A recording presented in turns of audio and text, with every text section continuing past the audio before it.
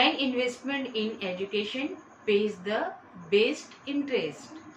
Guys, I am continuously bringing one by one important topics of commerce for you people, and that is very important for the students of 12th, BCom, MCom, and these topics are also important in all the competitive exams. That's why I am bringing. So guys, then like it and subscribe it, and also share it with your friends.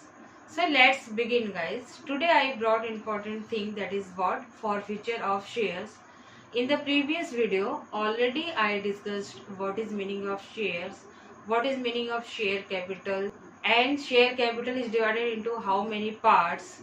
So it is already discussed in the previous video. Link you can get in the description box. So let's begin. Today my topic is forfeiture of shares. So let's see what is meaning of the forfeiture of shares. What is forfeiture at par value, at premium, and at discount? It means reissue of shares at par value, at premium, and at discount. And all the conditions of the forfeiture of shares we will see here. Okay, let's begin guys without waste of time. As everyone knows that time is the money. So let's begin. So forfeiture of share is what? When a member fails to pay allotment or calls of the issue price of his shares within a stipulated time, then the company has a power to seize his membership and forfeit his shares. Guys, as in the previous video I am bringing important questions that is very important for the competitive exams. So here also I brought. So let's see what are they. First one question I brought, what is full form of ATM? As everyone uses ATM, but we should know what is the full form ATM. That's why I brought this question here, and it comes in the exam also. And my second question is here. This is also very important from the examination point of view, and that is, when first 5-year plan was started in India. So guys, you have to say the year when it was started. So let's go to our topic. So there are some statutory provisions regarding forfeiture of shares. So what are they? Let's see. First one point is that normally shares are forfeited when allotment and call money are not paid by shareholders. Now second important point about the forfeiture of share is the articles of association of the company must expressly provide for forfeiture of shares. It means it should be mentioned in the article of association of the company regarding forfeiture of the shares, means rules and regulation of the forfeiture of shares. Third point is here, if the article of association do not expressly provide for forfeiture of shares, the company can forfeit shares by passing special resolution. It means if in the article of association there is not any information, then company can forfeit shares after passing special resolution. Now next one important point about the forfeiture of share is here. The shareholder should be served a notice at least 14 days before the forfeiture. It means 14 days prior notice should be given to the shareholder for forfeiture of shares.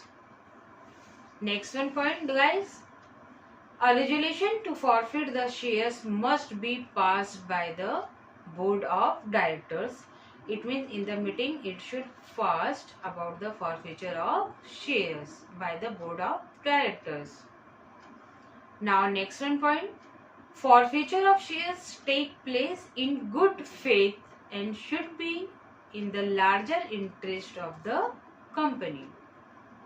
So guys, let's see what will be consequences of forfeiture of shares.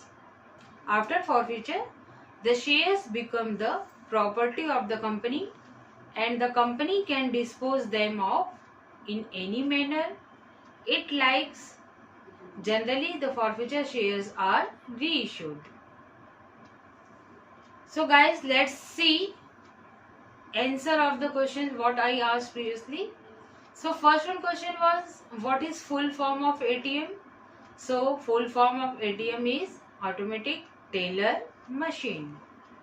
My second question was there, when first 5-year plan was started in India? So guys, first 5-year plan was started in India in 1st April 1951 to 31st March 1956. Now guys, let's go in our point. So next point is here, what are right of shareholders? This is also important. If the shares have been forfeited, the concerned shareholder can sue the company for cancelling the forfeiture. But if it is not possible on account of reissue of forfeiture of shares, he can sue the company for damages. Now guys, let's see in which conditions company reissue the forfeited shares. So forfeited shares may be reissued at par, at premium or at discount. Forfeited shares may be reissued at par, premium or discount, or cancelled as per the provision of the Article of Association of the company. So guys, let's see what is meaning of par value. So when a corporation is formed, the articles of incorporation must set a par value for its stock. Everyone who buys share in the corporation, including the corporation founders, must pay at least this amount. It is given in the liability side of the balance sheet about the par value. Now let's see what is discount stock. So these are the stock issued in the market to be sold for less than its nominal value or par value. It also refers to selling shares below the fair market value. The nominal value or par value of a share is the minimum price for a specific class of stock to be sold in a private or public offering. Now let's see example of this. If par value of share is rupees 10, but that share is issued for rupees 9, so rupees 1 is discount amount of that share. Now let's see what is premium stock. So when shares are issued at a price higher than the face value, they are said to be issued at premium. Thus the excess of issue price over the face value is the amount of premium. Now example of this is, if share of rupees 10 is issued at rupees 12, then rupees 2 is the premium. So guys, here I brought important information about the forfeiture of shares.